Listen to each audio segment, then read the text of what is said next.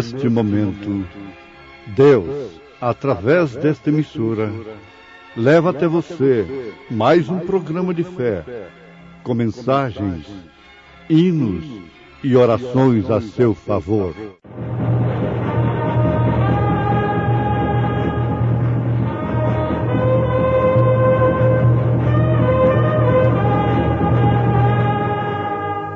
Fé para vencer.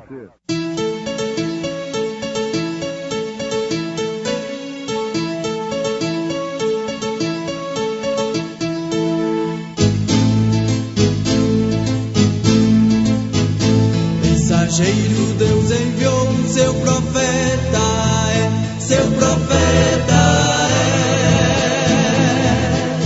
é. Este som de alarido retumbando está. E as águias de Deus, já voando estão. William Branham foi seu nome e Deus foi com ele. E a coluna de fogo sempre lhe seguiu. A palavra ele pregou, com fidelidade. Todos estes perseveravam unanimemente em oração e súplicas com as mulheres, e Maria, mãe de Jesus, e com seus irmãos. Santa Bíblia para mim, és o meu tesouro, sim. Tu contens a lei de Deus e me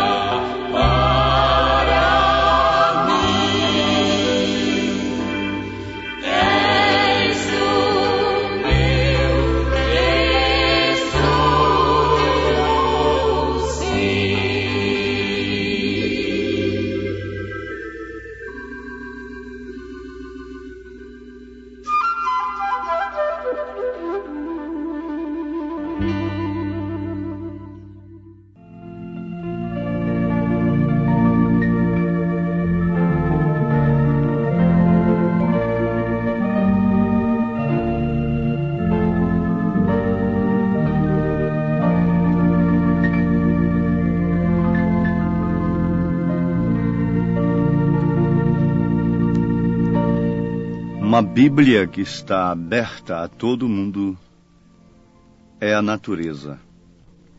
E os homens, sabendo que destruindo a natureza, estão destruindo-se a si mesmos, têm lutado para preservarem a natureza, criando assim a preservação do meio ambiente.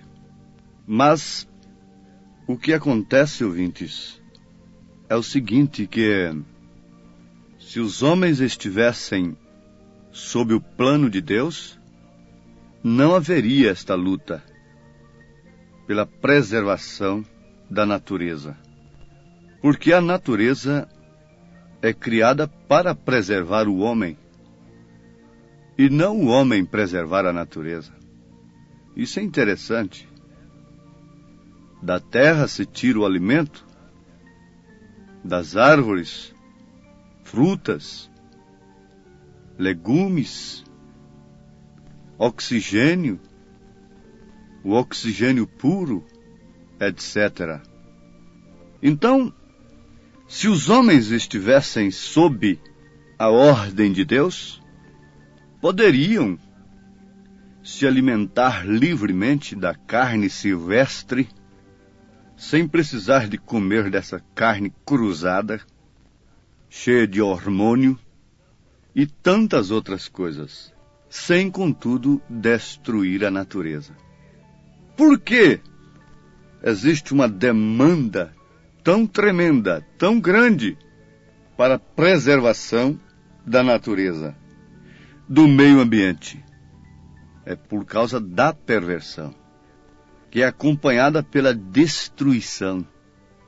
Isto tudo atraído pela civilização. Bom, eu não estou falando loucura, porque os próprios cientistas confirmam isto, que onde a civilização chega, a natureza acaba, a natureza é destruída. E sabe-se perfeitamente que a natureza vinga a sua destruição. A sua própria falta já é uma vingança. A falta das matas, a falta dos rios de águas puras, sem o veneno que colocam nas terras aradas, sem os detritos das grandes metrópoles, detritos químicos de indústrias, de grandes indústrias, esgotos. Aqueles rios estavam com águas cristalinas, produzindo uma grande fonte de alimentação. Dizem que o peixe é a razão de se encontrar índio no Brasil. Justifica a preservação do índio, o peixe e os animais silvestres. Eles nunca poluíram os rios. Eles nunca destruíram a fauna antes que a civilização chegasse. Agora, está escrito que a ciência se multiplicaria. Isto não quer dizer somar, mas é alcançar o total de uma só vez. A natureza é uma Bíblia. E o homem tem destruído esta Bíblia, enquanto ele próprio se levanta para defender esta Bíblia. Ele desrespeita a Bíblia e depois se põe de pé para respeitar a Bíblia, para defender a Bíblia. A Bíblia é escrita no papel. A natureza é Deus na vida vegetal, na vida animal. É Deus nas águas, nas rochas, no urânio, no ouro, no ferro, no estanho, no chumbo em todas as pedras que estão sendo exploradas. E a ciência sabe que a Terra tem ficado fraca, tem saído dela todos os seus componentes de uma forma exagerada. Porque a Bíblia é justamente pão. É para se comer dela, é para se alimentar dela. A natureza é para alimentar o homem, é para dar frutas para os homens, dar alimento para os homens, dar carne para os homens, dar peixe para os homens. Comam dos peixes, alimentem-se dos animais, comam dos frutos da terra. Essa foi uma sentença, uma ordem de Deus. Coma da Bíblia, coma de suas palavras, mas não pervertam a Bíblia e depois se ponham ali na próxima esquina a defender a Bíblia. João Batista olharia por baixo, com aquele olhar de profeta, e diria: hipócritas, quem vos induziu a fugir da ira vindoura? Hipócritas, quem vos induziu a defender aquilo que vocês mesmos têm destruído? Sabendo que isso trará ira sobre vós, vingança, juízo, agora se põem a defender esta Bíblia que vocês mesmos têm pisado, lugar que os anjos, sendo santos e puros, não ousam pisar com seus pés incontaminados. Os homens têm pisado com seus pés cheios de cravos, como de ferraduras, pisado na palavra de Deus. Depois levantam para si doutores conforme suas próprias concupiscências para defenderem a Bíblia, segundo suas próprias interpretações. Não é assim que está acontecendo com a natureza? Para que a natureza? Alimentar-se da natureza é crime? Não, absolutamente não. Alimentar-se da Bíblia é crime? Vestir-se como a Bíblia ensina, mulheres, é crime? Não. Portar-se como a Bíblia ensina é crime? Não. Por que então pisam nesta Bíblia e depois começam a escrever nos automóveis, nas entradas das cidades: leiam a Bíblia? Ler a Bíblia para quê? Pergunto eu. Ler a Bíblia para quê? Agora, né? Leiam a Bíblia. Alguns anos atrás era o livro do capeta sendo queimado nas portas das igrejas, chamada Igreja Mãe. Agora leiam a Bíblia. Vamos salvar a Bíblia. A Bíblia é para salvar o homem, não o homem para salvar a Bíblia. Deus é para salvar o homem, é para alimentar o homem, e não o homem salvar a Deus. A natureza é para alimentar o homem, salvar o homem. Agora destroem a natureza e depois vamos defender a natureza. A vingança vem, diz o profeta do Senhor. Eis que haverá um dia de vingança. E onde se esconderão aqueles que têm pisado em tudo que é santo, que têm profanado o santuário de Deus, que têm cuspido no templo de Deus? Bastardos, selvagens, ismaelitas, filhos de Agar, filhos da escrava. Amados, em Atos dos Apóstolos, capítulo 1, versículo 14, está escrito que todos estes, vejam lá, o governador, Pilatos, Herodes, César, a convite de Caifás, de Anás, dos fariseus, dos escribas, estavam unanimemente em oração e súplicas. Oh, desculpem, desculpem. Eu faço isto propositalmente para chamar mesmo a vossa atenção. Não eram os tais, um dos tais. Não eram os tais que estavam ali perseverando unanimemente em oração. Não eram as primeiras damas. Mas quem estavam ali, Atos 1, versículo 14, eram as mulheres, as Marias, inclusive a Maria, mãe de Jesus, com seus irmãos. Estavam ali esperando o cumprimento da promessa. Quando a semente caiu na terra, foi sepultada durante aqueles períodos da igreja.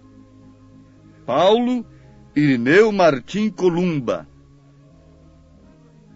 lançando a semente original, Jesus disse que se a semente não cair na terra e não morrer, ela não pode brotar, não pode crescer, não pode dar fruto de novo. Então essa semente foi sepultada. A natureza é uma Bíblia. E vocês rasgam a Bíblia, rasgam a natureza, em troca de interpretações teológicas, de escribas deste século, de intérpretes amontoados para si conforme suas próprias concupiscências, conforme suas posições sociais.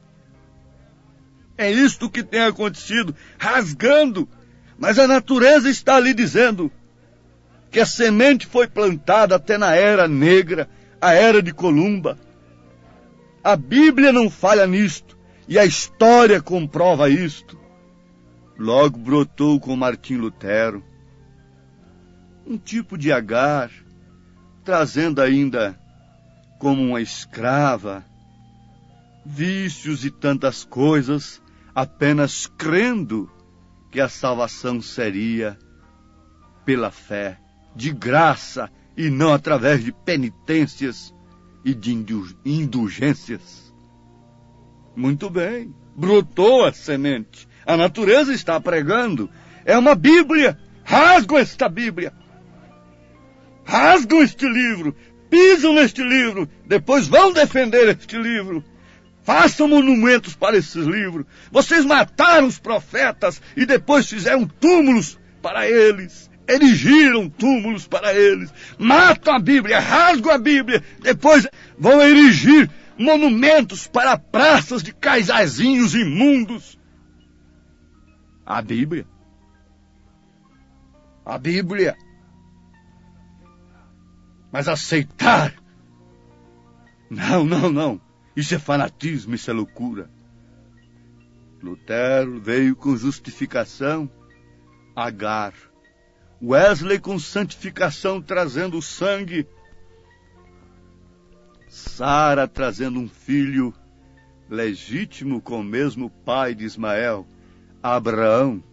Mas Maria, trazendo quem? O filho de qual homem? O filho de qual pai? Ela é mãe de Deus, mãe de Jesus, porque ele nasceu dela. Fisicamente, conforme já explicamos, Deus fecundou um óvulo com o sangue dele, Atos 20, versículo 28, com o seu próprio sangue, e trouxe a quem? A Jesus Cristo. E agora, depois de tudo isto, passando pelo Calvário, por todas as lutas e sofrimentos, nós encontramos que Maria estava no Pentecostes. Pentecostes, ouvintes, aqui na Bíblia, significa mais do que denominação, significa mais do que falar em línguas estranhas, significa mais do que cura divina, significa mais do que profecia. Significa em ser testemunhas vivas, tanto em Jerusalém como em toda a Judéia, em Samaria, até os confins da terra. O batismo do Espírito Santo, Pentecostes, trazendo de volta aquela semente original. Maria não foi propriamente a semente, como a casca do trigo não é a semente, mas porta a semente.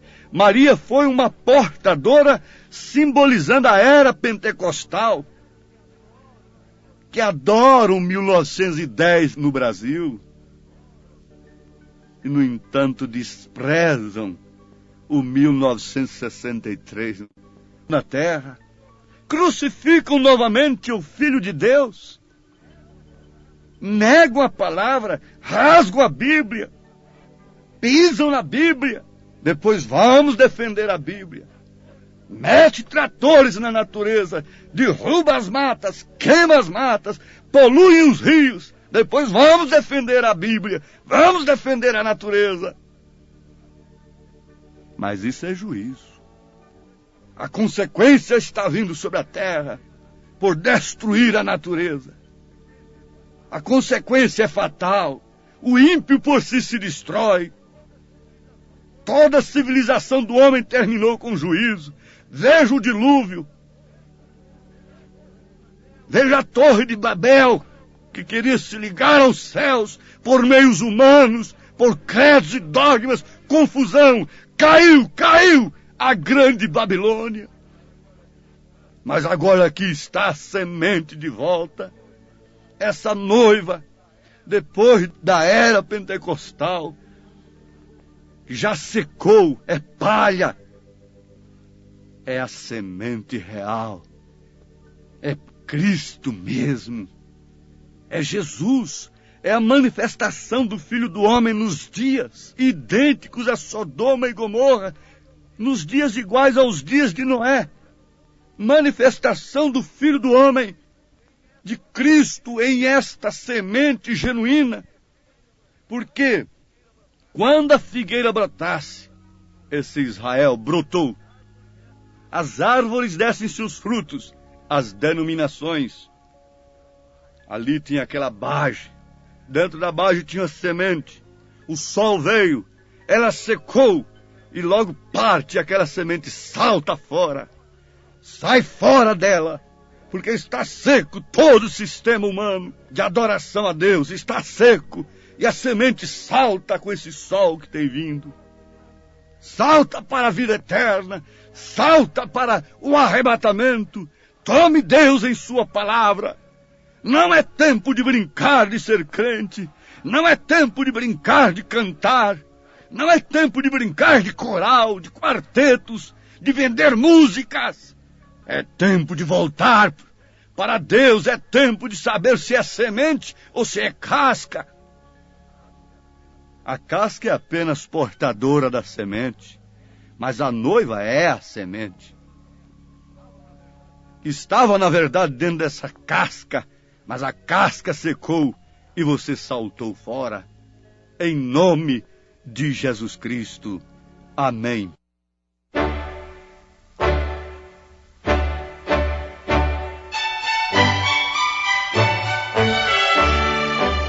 Ouvintes, escreva-nos pela caixa postal de número 15.020, 15020, CEP 74.501-970, Goiânia, Goiás.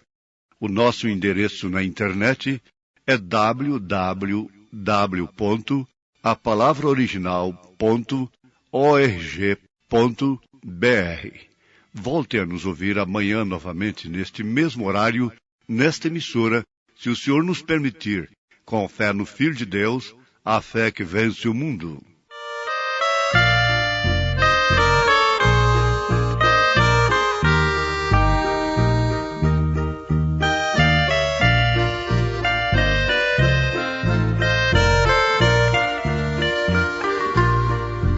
A minha alma estava longe do caminho, Eu era cego e desprezível, pecador, mas Jesus já transformou minhas trevas em luz, quando Ele estendeu a sua mão para mim. Quando Jesus estendeu a sua mão, quando Ele estendeu a sua mão para mim, eu era pobre, perdido, sem Deus, sem Jesus, quando Ele estendeu a sua mão para mim.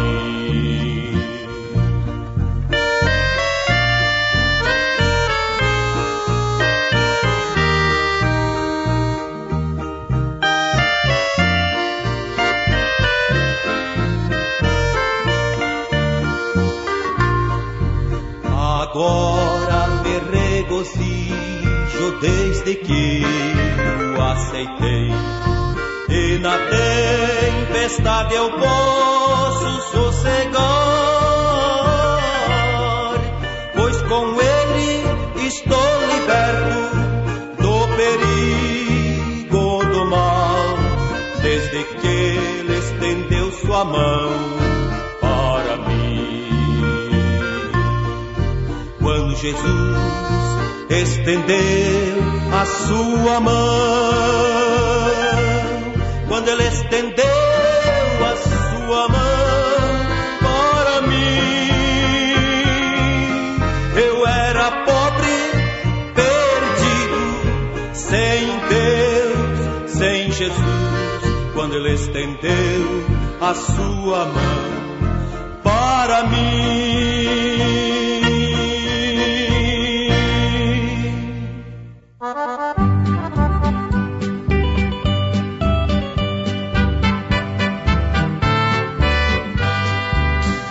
Eis que surge um povo forte, revestido de poder, e não teme nem a morte quem a ele pertencer, e terá sublime sorte, pois com Cristo ao céu vai. Podes tu dizer também, sou um dos tais, um dos tais, um dos tais. Podes tu também dizer, sou um dos tais, um dos tais, um dos tais. Podes tu também dizer, sou um dos tais.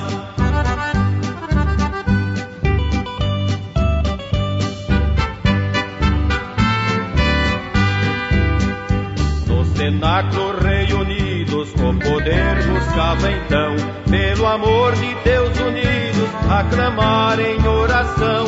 Eis que um vento é descido e o fogo do céu cai. Podes tu dizer também, sou um dos tais, um dos tais, um dos tais.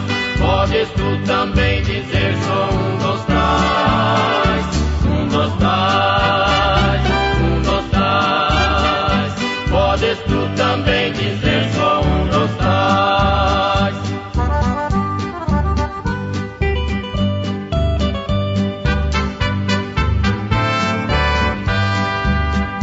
Este povo destemido são os discípulos de Jesus, pelo mundo perseguido por levar a sua cruz, e agora revestido com poder ao mundo sai. Podes tu dizer também, sou um dos tais.